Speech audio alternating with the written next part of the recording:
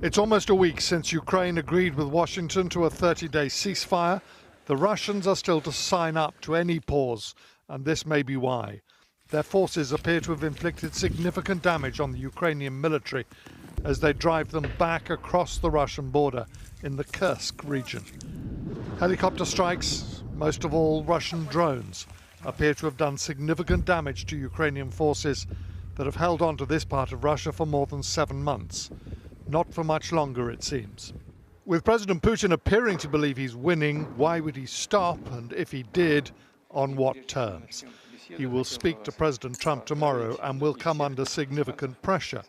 But speaking on Air Force One last night, Trump suggested he's very happy to reward Putin under any deal. Well, I think we'll, be talking about land. It's a lot of land. It's a lot different than it was before the wars, And we'll be talking about land. We'll be talking about power plants. Because that's up, it's a big question. But I think we have a lot of it already discussed very much by both sides. You'll ask him. Ukraine and Russia. You'll ask him. We're already talking about that, dividing up certain assets. As most EU foreign ministers meeting in Brussels today would point out, these are not Trump's assets to divide up.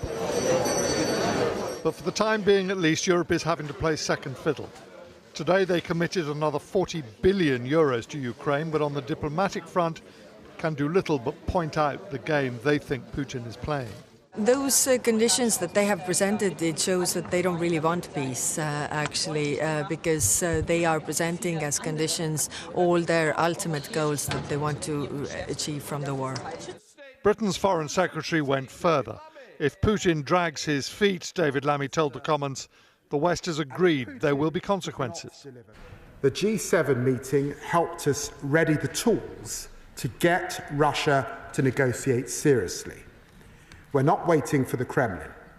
If they reject a ceasefire, we have more cards that we can play. Tonight in Washington, President Trump seemed pretty confident playing those cards won't be necessary by the time he's spoken to Putin. We're going to see if we can work a peace agreement, a ceasefire and peace, and I think we'll be able to do it. I'm speaking to President Putin tomorrow morning. Will the guns soon fall silent across Ukraine?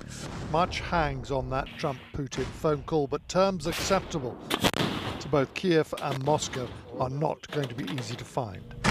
James Mace, News at 10.